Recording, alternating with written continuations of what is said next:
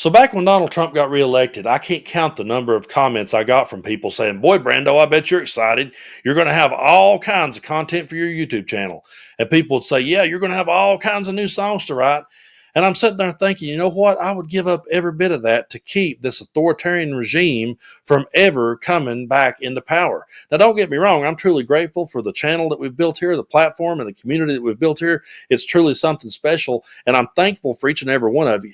But I think we could all agree that if we were over here talking about something else, life would be a whole lot less stressful. I mean, I could have had a channel just talking about nothing but wrestling matches from back in the 80s. I could have did a whole channel on the NWA wrestling and just been happy with that. I could have sat here and talked about Bakersfield country music and my love for Buck Owens and Merle Haggard, or we could have been reviewing cigars. But the reason why that I started this channel and the reason why that I began doing this kind of content is because I felt like that the issues at hand were way too important to not talk about. It was like, we cannot set this one out. We cannot be silent because we are staring down the greatest threat to American democracy ever, and that is this Trump regime. And so I'm very glad that we built this platform. But trust me, if Kamala Harris would have won and we would have just had a boring president and politics would have just been boring again, it would have been perfectly okay with me.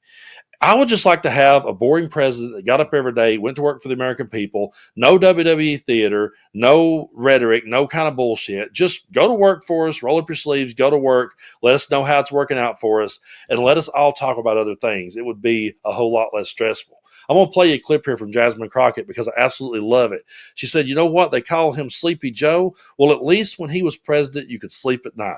Take a look at this. No one is questioning his mental acuity or fitness to serve is beyond wild to me, right? Like the fact that they sat around, called Joe Biden Sleepy Joe Biden, and as I said before, at least you could sleep at night because you didn't have to worry about your 401k disappearing overnight. You didn't have to worry about these allegations of fake invasions. You didn't have to worry about the cost of food just skyrocketing or skyrocketing cost of all of your electronics. You know, the fact that Apple was flying in planes of iPhones before the tariffs hit, like, this is crazy work for no reason. So, you know, I just hope that people remember, because seemingly they got amnesia the first time. And so you've got opportunities to vote. And I will tell you that every single special election we've had, Democrats are swinging no less than 15 points. But honestly, we should be swinging 30 and 40 points because of the level of incompetence and harm that this administration is bringing upon all of us.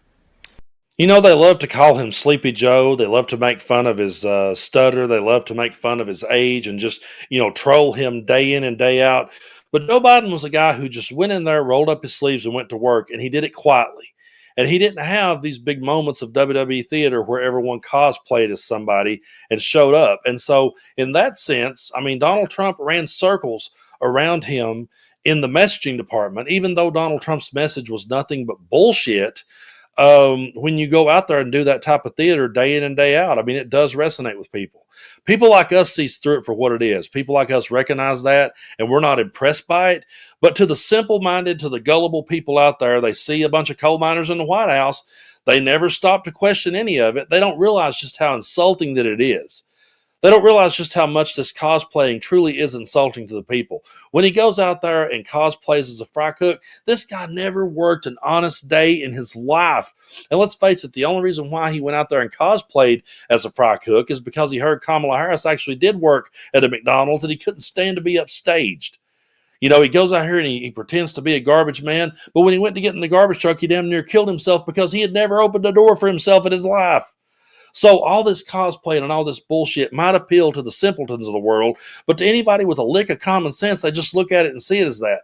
I would much rather just have a president in there going to work for the American people, rolling up their sleeves. You don't have to have a Monday Night Raw episode for me. This doesn't have to turn into an episode of Jerry Springer for me to realize whether it's working or not.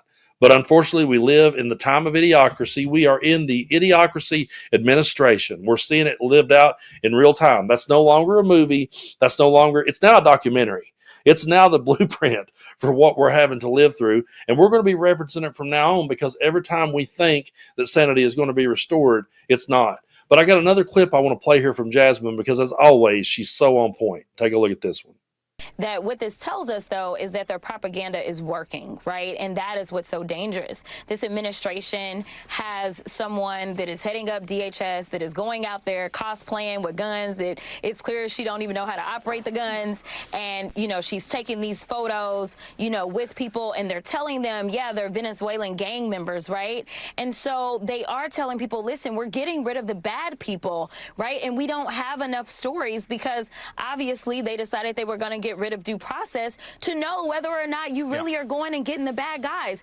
There's somebody straight out of Dallas, Texas, who literally was snatched up and sent off to this same place because he had an autism tattoo, you know? And so they don't know the real stories. They only know what they're presented with. And we know that for whatever reason, when Trump and his cronies present lies, the American people fall in love. But the reality of this administration is a whole other story.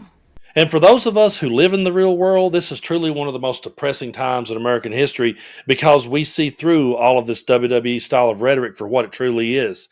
And it's amazing to me how we live in a world where everything that they warned us Biden would do, or everything they warned us Obama would do, they're perfectly okay with Trump doing it, and it goes right over their heads if you try to point out anything. The fact that the guy that got sent down to El Salvador, the fact that that's not a bigger story and more people aren't talking about that. I mean, he just was sent down there, and it's like, well, you know, yeah, it was a mistake, but there ain't nothing we can do. I don't know, guess we can bring him back. It's absolute insanity.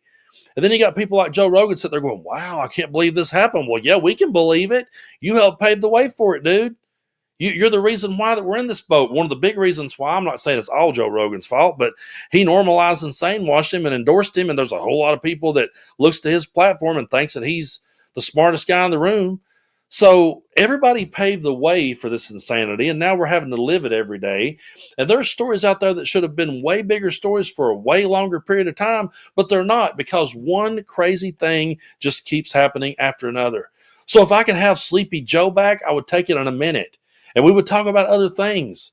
To me, it's not about, you know, views and clicks and likes and all those things. It's about the message, and it's about getting out there and spreading it. And again, I'm very thankful for the platform that we've built, but I think we can all agree that we should live in a world where these type of platforms really weren't as necessary. It would be much better to just live in a sleepy, quiet world where everybody just got along and worked together.